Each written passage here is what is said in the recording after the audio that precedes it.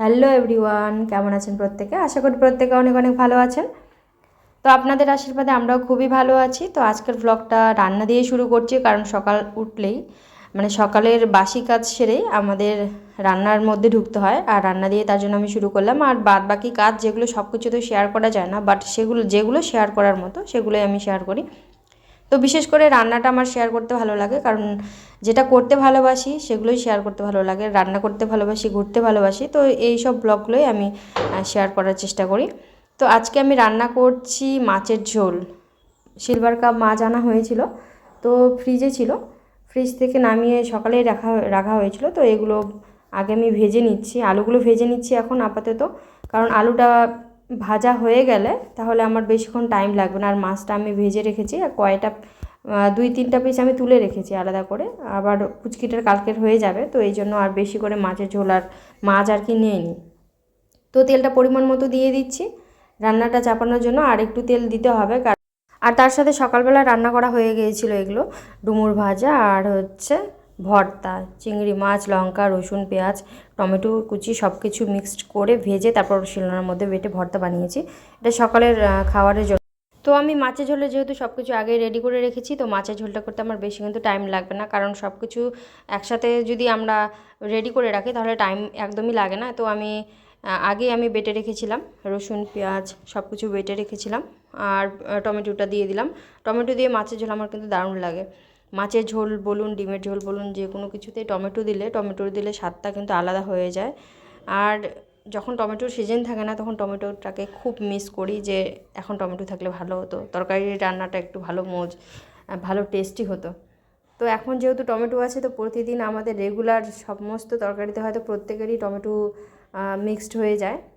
তো মাছের ঝোলটা এরকমভাবে টমেটো দিয়েই করেছি। আর আলাদা করে আজকে রসুন কুচি, পেঁয়াজ কুচি আলাদা করে দিলাম না, সব কিছু বেটে নিয়েছি একবারে, কারণ আবার আলাদা করে দিলে আবার এই পুচকি মেয়েটা আবার মাছের ঝোল বা কোনো কিছুর মধ্যে পেঁয়াজ কুচি পেলে আবার সেগুলো আলাদা আলাদা করে বেছে বেছে রেখে দেয়। তো ভাবলাম যে থাক, আলাদা করে আর কুচি কুচি কিছু দিব না, সব কিছু বেটে মিক্সড করে আজকে রান্না করব, যেহেতু পুচকিটাও খাবে।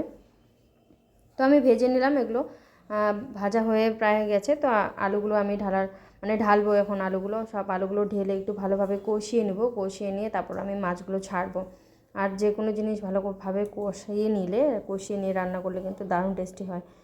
তো মাছের ঝোলটা, এই মাছগুলো ছিল সিলভার কাপ মাছ, তো সিলভার কাপ মাছের ঝোল আমার ভালোই লাগে, আলাদা মাছের থেকে একটু আলাদা স্বাদ। পুকুরের মাছ যেহেতু, পুকুরের মাছ আমার বিশেষ করে খুব ভালো লাগে এই মাছগুলো। সিলভার কাপ, তারপর এইরকম টাইপের অনেক মাছ আছে, তো সেগুলোই বেশিরভাগ আমাদের বাড়িতে কাতল মাছই আনা হয়। তো যখন আবার এই মাছটা যখন পাওয়া যায় তখন এই মাছটা আনা হয়। তো এই মাছটা নিয়ে এসেছে, তো আমি হালকা করে জল দিয়ে দেবো, যেহেতু আলু মশলা সব কিছু কষিয়ে নেওয়া হয়েছে ভালো করে। তো এখন আমি জল দিয়ে দেবো, জল দিয়ে ভালোভাবে এটা নেড়ে চেড়ে নিয়ে নেবো একবারে। বন্ধুরা দেখতে পাচ্ছেন জল দিয়ে দিয়েছি, আর ফোটানোর জন্য ভালোভাবে ফুটিয়ে এখন আমি তরকারিটাকে নামিয়ে নেব।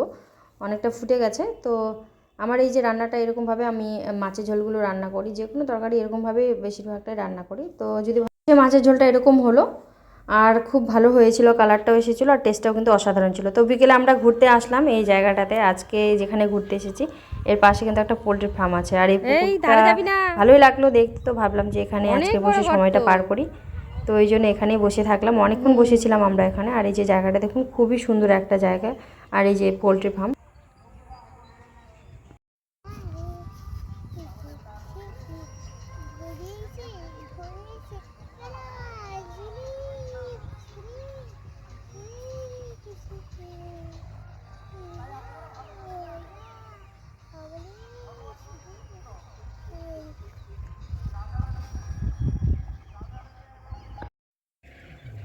দেখছিস কিরকম?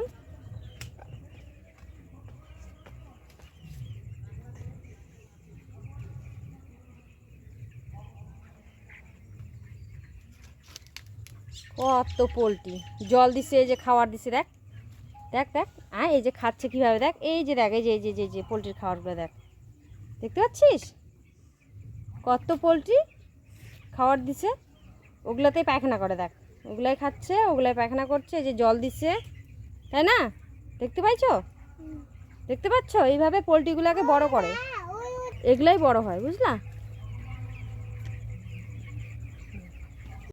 পুচকি তো কোনোদিনও পোলট্রি ফার্ম দেখেনি, আর এই পোলট্রির ফার্মে এসে ও তাড়াতাড়ি করে একদম এইদিকে চলে আসে। এত গন্ধে থাকা যাচ্ছিল না এই জায়গাটাতে।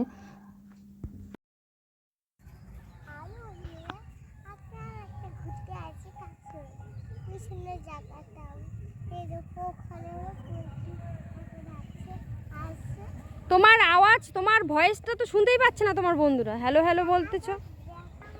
হ্যাঁ, কি দেখাবা তুমি? জোরে জোরে করে বলতে হবে তো, বন্ধুদেরকে জায়গা জায়গা দেখাবা তুমি।